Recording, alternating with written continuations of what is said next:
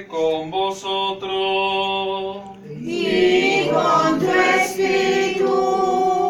Lectura del Santo Evangelio según San Juan. Gloria a ti, Señor. En cierta ocasión dijo Jesús: Yo soy el buen pastor, y un buen pastor expone su vida por las ovejas. El que solo trabaja por la paga y no es pastor, como no son suyas las ovejas, ve venir el lobo y huye, abandonando las ovejas. Y llega el lobo y hace estragos y las dispersa. El que solo trabaja por la paga no tiene interés por las ovejas. Yo soy el buen pastor. Como el Padre me conoce a mí, yo conozco al Padre. Yo conozco mis ovejas y ellas me conocen a mí. Además, doy mi vida por ellas. Pero tengo otras ovejas que no son de este redil. También a ellas debo traerlas. Ellas escucharán mi voz, y se hará un solo rebaño y un solo pastor. El Padre me ama porque doy mi vida, y así puedo recobrarla de nuevo. Nadie me la quita contra mi voluntad. Yo la doy libremente. Tengo poder para darla y también para recobrarla. Este fue el encargo que recibí de mi Padre. Palabra del Señor. Gloria a ti, Señor Jesús. Per Evangelina dicta deriandus nostra Dei. Nos podemos sentar. Con las palabras del Santo Evangelio sean perdonados todos nuestros pecados. Amén. Bendito sea Dios Padre, Creador del cielo y de la tierra, que nos ha bendecido en la persona de nuestro Señor Jesucristo y que hoy continúa asistiéndonos por medio de su Espíritu Santo desde el día de Pentecostés.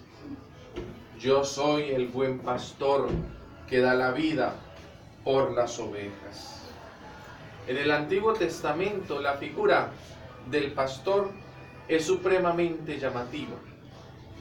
Tenemos que personajes importantes para la historia de la salvación son pastores o ejercieron la función de pastores. En efecto, es Moisés que después de haber sido príncipe en Egipto se desempeñaba como pastor, cuidando el rebaño de su suegro cuando tuvo la teofanía, es decir, la manifestación de Dios, que lo invita primero a reconocerse como servidor de un Dios de vivos, el Dios de Abraham, el Dios de Isaac, el Dios de Jacob, en una zarza ardiente que se quema pero no se consume.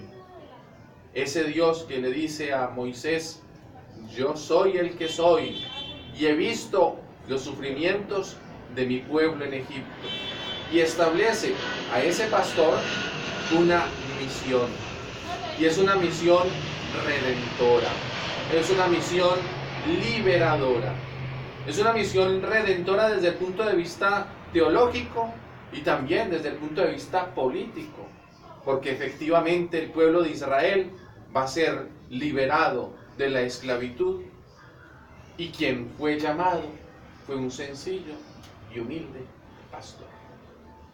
Más adelante, después cuando el reino de Israel se constituye en eso, en reino, luego de haber pasado la experiencia de los jueces, Dios tiene por disposición elegir a uno de los hijos de Jesé como rey del pueblo de Israel.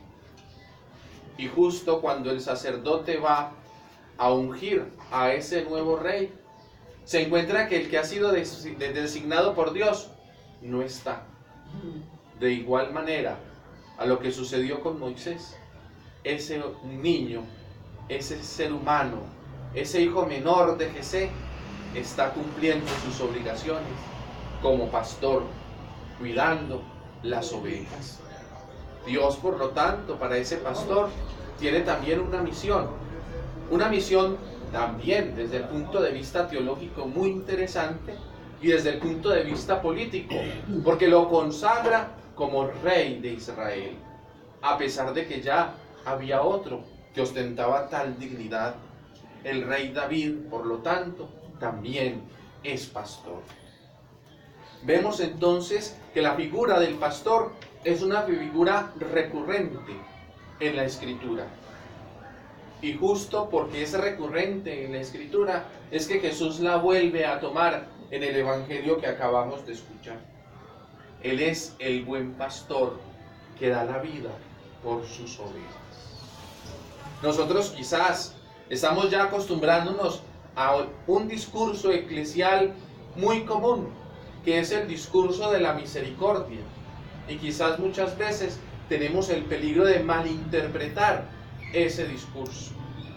Si bien Dios es justo y misericordioso, y efectivamente Dios es la piedra angular, la que desecharon los arquitectos, que se ha constituido en la piedra principal para una nueva edificación.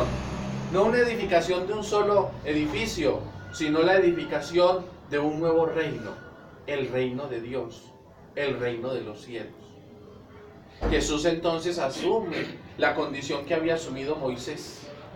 Jesús entonces asume la condición que había asumido David, en la condición de hacerse rey, sí, pero como lo dice también en el Evangelio de San Juan, no un rey de este mundo, sino un rey verdadero, un rey de lo eterno, un rey de la Jerusalén celeste, esa patria celestial donde todos tenemos cabida, donde ese buen pastor quiso entregar su vida para rescatar a las ovejas más sencillas, más humildes, para rescatar a las ovejas que no pertenecían originalmente al rebaño que Dios había elegido.